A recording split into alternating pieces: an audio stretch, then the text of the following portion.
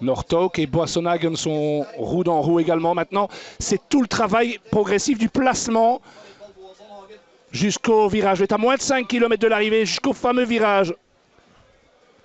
Là, évidemment, le fait d'avoir fait l'Amstel Gold Race est un atout aussi. Vous me direz, on aura pu prendre ses points de repère pendant les différents tours, mais il faut pouvoir frotter et venir se placer. Gilbert est très bien mis. Il est, si j'ai bien vu, dans la roue de Alan Davis, lui-même dans celle de Simon Gerrans. Clark qui va remonter. Gilbert d'un côté, Bonnen de l'autre. Chacun sa trajectoire. Et toujours, c'est Tanner maintenant qui emmène pour l'Australie, qui aura bien roulé avec Simon Clark qui prend le relais. Accélération de Björn Leukemans. Il y a de nouveau Stannard qui vient. 4 km, une poursuite avant l'arrivée. Attention de ne pas se laisser enfermer maintenant. Le placement est essentiel. Stannard qui repart là. Il y a Bohm aussi qui vient aux avant-postes. Leukemans qui frotte.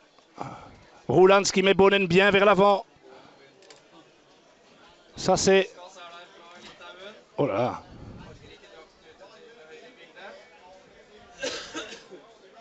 C'est le petit Moser. Hein. C'est Moser. Oui, bien sûr, c'est lui. Il vient fait. rouler à fond pour venir se placer. Regardez ça. Avec Quel travail pour un néo-professionnel qui n'est quand même pas venu 100 fois sur les routes.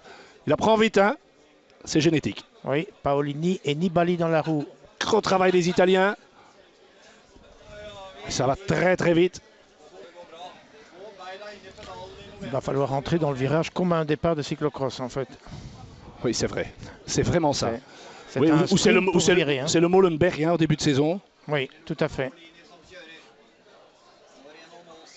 Ça va tellement vite que pour certains, le coureur qui est là lâché, c'est Nocentini et également Marcato. Oui, ils ont beaucoup travaillé. Et regardez comme ça fonce. Éviter la chute.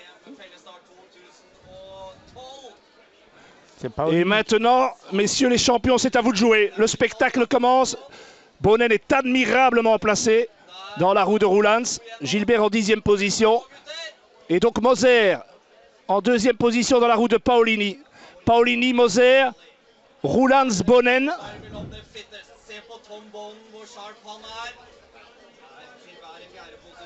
Ça va très vite, hein, très vite pour essayer d'empêcher évidemment tout démarrage. Leukemans qui remonte avec Philippe Gilbert qui est très bien placé. Gilbert est là maintenant, 3e position, très bien placé. Moser en tête, Leukemans en 2e position et Gilbert va attaquer. Ah, chronique d'une attaque annoncée, c'est parti, boum, la giclette est là, on l'attendait. Il fait tout exploser, maintenant la question est de savoir qui peut aller dans sa roue. C'est Boissonhagen, Gilbert est parti. Il est parti, Kolobnev essaie de sortir avec Boissonhagen. Il prend 5, 10, 15 mètres. Il est parti, il faut tenir maintenant pendant 2 km. Il a pris 15-20 mètres, attention Kolobnev revient. Ils sont tous à bloc, c'est exceptionnel comme spectacle. Philippe qui peut sortir tout le monde de sa roue, on le savait, mais ça n'est pas suffisant pour être champion du monde. Il creuse maintenant. Il est en train de creuser au bon endroit. Oh, Kolobnev s'est mis dans le rouge, Valverde n'est pas là. Boissonhagen non plus, c'est bon signe quand on regarde derrière soi.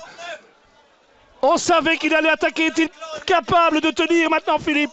1 km 700, les plus longs de toute sa carrière. Il est parti. Pour être champion du monde.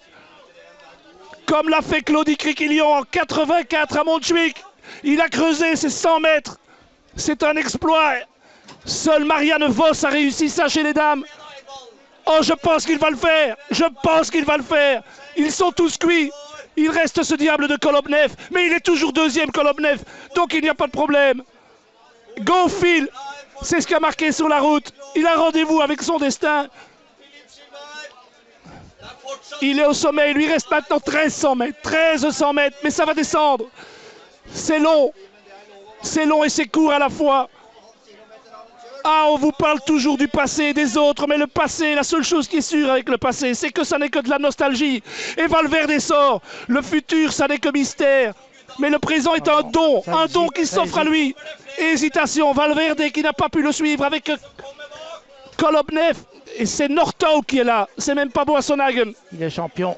Il va être champion du monde, il va le faire. Si c'est Boissonhagen, j'en perds mon français. Il va être champion du monde. Il va le faire. Il a pris conscience de sa pure potentialité. Ce présent est un don. Il a échoué à Geelong à cause du vent, qui lui était défavorable. Et il va savourer, c'est le plus beau succès de sa carrière. Imaginez, on attend ça depuis Madrid. Il lui reste 500 mètres, mais ça fonce derrière. Il faut encore tenir, Philippe, il faut encore tenir. Et il le sait qu'il l'a fait. C'est fabuleux. Je t'avais fait champion du monde par erreur il y a 7 ans, mon gamin. Mais cette fois, il n'y a pas d'erreur. Il n'y en a pas. Phil, qu'est-ce que tu nous fais là? C'est exceptionnel. Quel champion on a. Philippe Gilbert est champion du monde 2012 à Valkenburg. Le Coburg et le Filberg. Nous sommes en Belgique. Bravo Philippe. Fabuleux. Et deuxième Boissonhagen, troisième Valverde. Quatrième Degelkolb. Et regardez le bonheur de tous les coureurs belges. La main tendue. La récompense finalement pour une carrière jusqu'ici exceptionnelle. Regardez Björn Leukemans, on l'attendait. C'est tellement dur de réussir quand on est attendu au tournant. Et il n'y a pas eu de discussion.